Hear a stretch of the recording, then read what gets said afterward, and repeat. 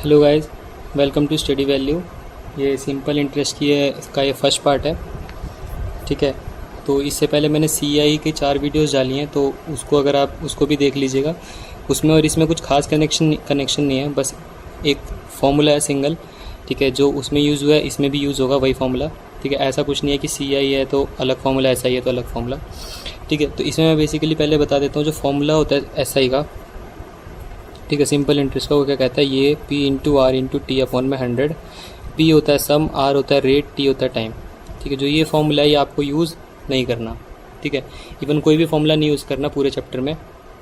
बस एक थ्योरी बताऊंगा मैं आपको, उस हिसाब से पूरी मैथ्स करनी है। ठीक है, क्योंकि जितने आपको फॉर्मूले आते होंगे, ठीक है, जितने आपको मेथड्स आते होंगे, आप उतने ही ज़्यादा कंफ्यूज होते जाएंगे। क्योंकि अगर पहला नहीं लगा तो आप दूसरा लगाएंगे, फिर तीसरा लगाएंगे, तो इसी तरह आप कंफ्यूज होते जाएंगे।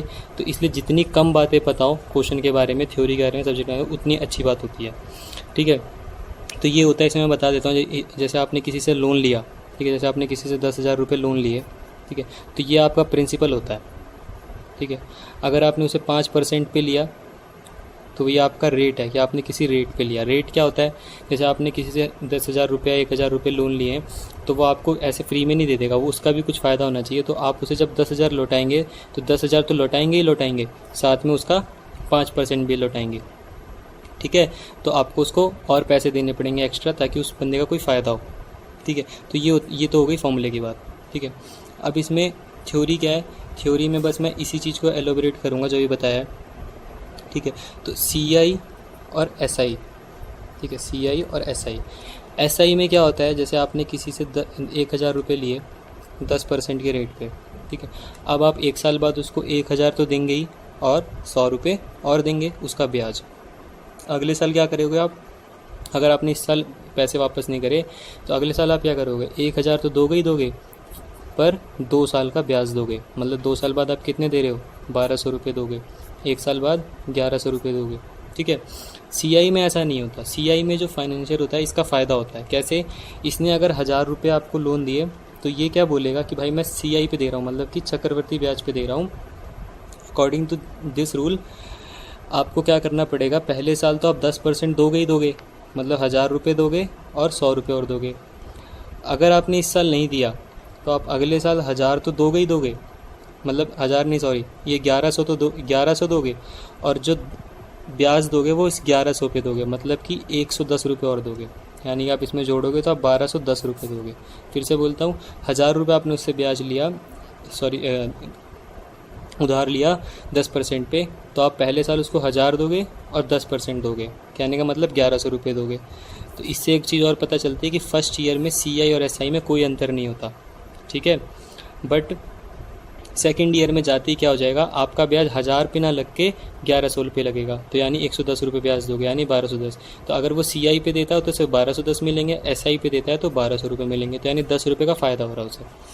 ठीक है, तो इस अभी आपको एसआई पढ़ना है, तो सीआई में करा चुका हूँ, उसे आप देखिएगा। एसआई में क्या है, एसआई में अब आप ये क्वेश्चन करते हैं, इसमें बताऊँ कैसे करना है बिना फॉर्मूले के। इसमें है कि आफ्टर 4 ईयर्स, ठीक है, 4 साल बाद कुछ पैसे हैं, एक सम है, वो कितना हो गया, 96,000 हो गया। तो आपको क्या करना है, वो सम कितना था वो निकालना है। ठीक है, सबसे बेसिक क्वेश्चन है ये, कंसेप्चुअल क्वेश्चन है, मतलब यहाँ पर आपको कंसेप्ट समझना है। ठीक है, अब सबसे पहली चीज़ रेट। सीआई में भी यही बताया था, मैं बार बार उस पर फोर्स दूंगा क्योंकि वो वीडियो में बना चुका हूँ, आपने देख ली होगी। तो इसमें क्या है, सबसे पहले हम क्या करते हैं, रेट को तोड़ते हैं। ठीक है, तो इसमें भी क्या करना है, रेट को तोड़ना है। तो आप क्या करोगे, 8% जो रेट है, अब ये है कितने साल के लिए, 4 साल के लिए।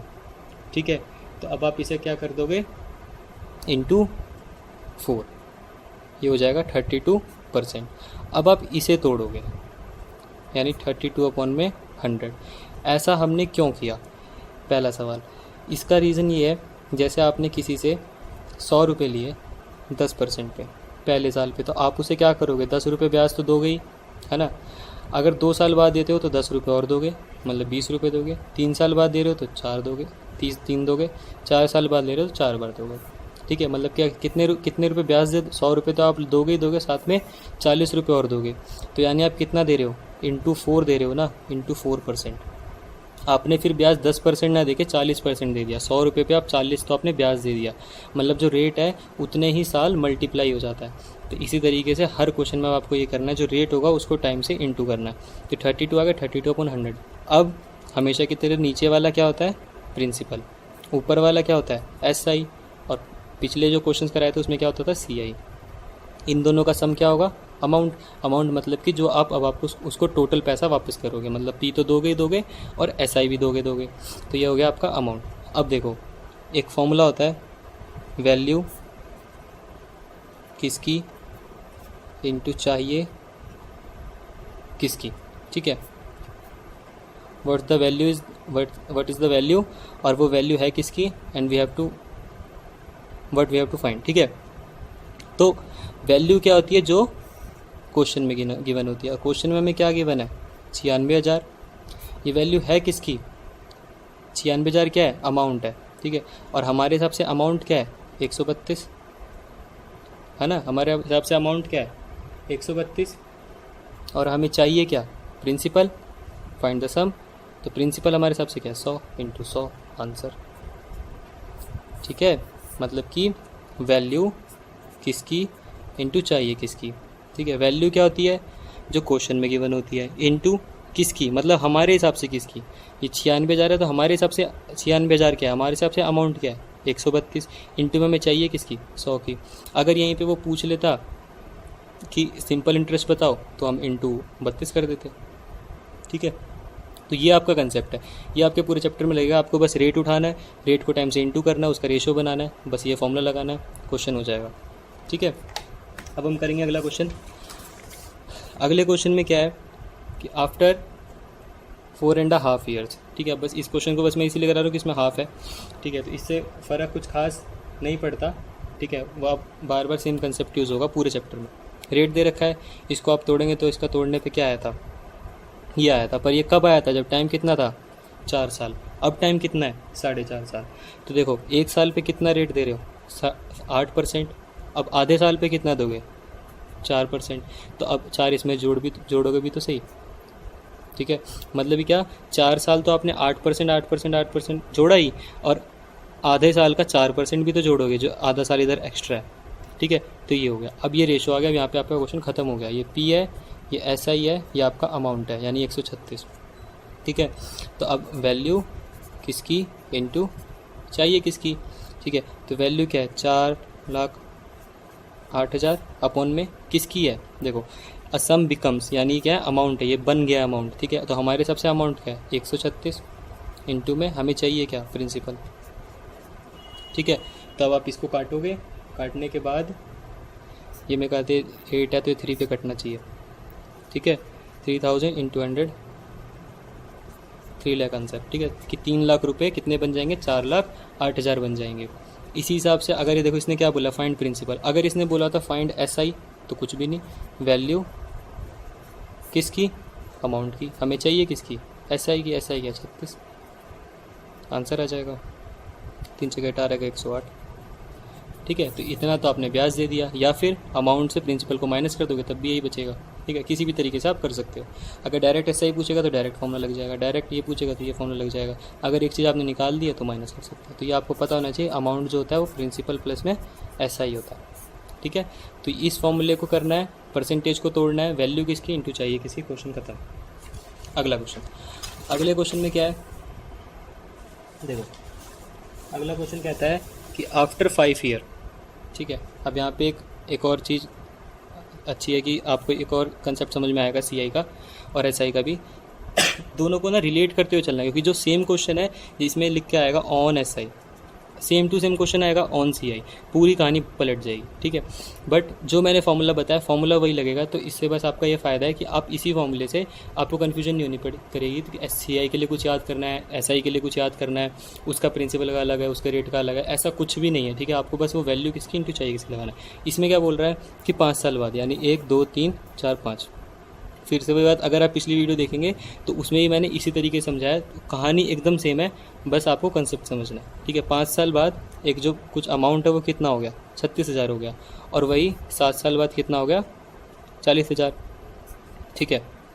देखो अब मैं रिलेट करके बताता हूँ कि अगर CI होता है तो CI में क्या होता है, हर साल पे ब्याज लगता है, मतलब अब इस पे ब्याज लगेगा इसके लिए, इस पे ब्याज लगेगा इसके लिए। इसमें क्या है, जो ब्याज होगा हमेशा प्रिंसिपल पे लगेगा। जैसे आपने पहले भी पढ़ा कि 1000 रुपये पे ही ब्याज देना है, 100 रुपये 100 रुपये 100 रुपये 100 रुपये, ठीक है। तो इसमें क्या है, अब जो ब्याज लग रहा है इस पे ही लग रहा है, तो हर साल में जो इंटरवल है वो जो ब्याज है वो आप सेम ही दे रहे हो, 100 रुपये इस साल भी, 100 रुपये इस साल भी, 100 रुपये इस साल भी। इसी तरीके से इसमें भी जो भी ब्याज होगा वो बराबर होगा। तो इन दोनों में डिफरेंस कितना है, 4000 का, है ना। तो 2 साल का इंटरवल है, यानी एक साल में कितना ब्याज दे रहा है, 2000। तो 5 साल पहले कितना दिया होगा, इंटू 5, 10,000, ठीक है। और 10,000 को क्या कर दो, इसमें से माइनस कर दो, 36,000 में थे, 36,000 में 10 माइनस कर दो, कितना आ जाएगा, 26,000 आंसर। कोई फॉर्मूला नहीं है, ठीक है। तो यह क्या आ गया आपका, 26,000 आ गया प्रिंसिपल। अब उसने बोला रेट बताओ, तो रेट के लिए क्या है, 26,000 प्रिंसिपल, रेट कितना लग रहा है, 2,000 इंटू 100, है ना, कि 26,000 पे आप 2,000 रुपये दे रहे हो, तो ये इसका परसेंटेज निकल जाएगा, ठीक है, 13% आंसर, ठीक है। तो आपको बस थ्योरी समझनी है कि CISI है क्या, ठीक है। आप उसको समझ लोगे तो उस फॉर्मूले में फंसने की ज़रूरत नहीं है, ठीक है, कि आप P लगा रहे हो, X लेट कर रहे हो, और जिस भी क्वेश्चन में अगर आपने X लेट कर लिया तो समझ लो आपका क्वेश्चन पेपर गया, ठीक है। आप वो क्वेश्चन पेपर उस टाइम पीरियड में तो नहीं कर पाओगे। उसके बाद आते हैं अगला क्वेश्चन। ये होमवर्क है कि इसमें ये क्वेश्चन है पहले वाला ही कि एक सम 12 साल बाद 82,000 हो जाता है, 82,000, और फिर वही सम 15 साल बाद, मतलब 3 साल के गैप के बाद इतना हो जाता है। तो फाइंड प्रिंसिपल एंड रेट, ठीक है। तो ये आप करके मुझे कमेंट करेंगे कि सही है गलत है। उसके बाद नेक्स्ट क्वेश्चन करते हैं। ये फिर से बहुत इंपॉर्टेंट क्वेश्चन है। Same to same question CI पे भी आ रखा है पेपर में, और same to same question SI पे भी आ रखा है पेपर में, ठीक है। तो इसमें क्या कह रहा है कि राम है, उसके 2 बच्चे हैं, अमित और मोहन, ठीक है। अमित की एज 16 साल है, मोहन की एज 14 साल है। अब राम क्या कर चाहता है कि उनके अकाउंट में कुछ पैसे जमा करना चाहता है, ताकि जब वो 18 साल के हो जाएं तो उनको इक्वल अमाउंट मिले, ठीक है, ताकि उन दोनों में आगे कभी फ्यूचर में लड़ाई ना हो। तो वो जो पैसे जमा कराए अमित और मोहन के अकाउंट में, उनका किस रेशो में कराए, मतलब जैसे अब ये 16 साल का है, ये 14 साल का है, तो ऑब्वियसली इसमें कुछ ज़्यादा अमाउंट डालना पड़ेगा, तभी तो मतलब कम अमाउंट डालना पड़ेगा, तभी तो 4 साल बाद जितना बनेगा ये इसके बराबर बनेगा, क्योंकि इसको 2 साल का टाइम मिल रहा है, ठीक है। तो अब इस क्वेश्चन को करने के लिए क्या करना पड़ेगा, जैसे हमने CI में करा था वही कंसेप्ट इस क्वेश्चन में भी यूज़ होगा, ठीक है। पर उसमें हम फ्रैक्शन को रेशियो को तोड़ते थे, इसमें हम रेशियो को जोड़ते हैं। तो इसमें देखो क्या है, 5% है एक साल पे, ठीक है। तो अब गैप कितना है इन दोनों की एज में, 16 माइनस 14, 2 साल का, 2 साल का फ़र्क पड़ रहा है। तो एक साल पे कितना ब्याज लग रहा है, 5%, 2 साल पे कितना लगेगा, 10%, ठीक है, 10% ब्याज लग रहा है। तो यानी कि अगर वो अमित के अकाउंट में 100 रुपये और मोहन के अकाउंट में 100 रुपये जमा करेगा तब तो गड़बड़ होगी। तो अब क्या करना है, उसको 100 रुपये पे उसको ब्याज मिलेगा 2 साल बाद, ठीक है, और इसको मिलना चाहिए 20, ये जोड़ के हो जाएगा 110, 120। क्यों, देखो इसको 2 साल में मिलेंगे 10%, 10 रुपये, मतलब अगर 100 रुपये जमा कर रहा है तो 5 2 साल में मिल जाएंगे इसको 10 रुपये, ठीक है। और मोहन को 4 साल में, क्योंकि 14 साल का है, 4 साल में मिल जाएंगे 5 20 रुपये। तो अगर अब ये बराबर अमाउंट जमा कराता तो इनको पैसे किस रेशो में मिलेंगे, क्या 110 इंटू में 120। अब इसको चाहिए बराबर, तो ये क्या कर दे, इनको पलट दे, इस रेशो में अगर पैसे जमा कराएगा तो इनको इक्वल अमाउंट मिलेगा, ठीक है। ऐसा ही क्वेश्चन CI में भी है, तो उसको उस तरीके से करना है, इसको इस तरीके से करना है। आखिरी में जो भी आपका रेशो आएगा उस रेशो को पलट देना, ताकि 12:11 आंसर, ठीक है, ताकि उसको उन दोनों को इक्वल अमाउंट मिले, ठीक है। तो फर्दर वीडियोज़ के लिए डू लाइक एंड सब्सक्राइब, और कोई भी डाउट हो तो आप कमेंट कर सकते हैं। Thank you.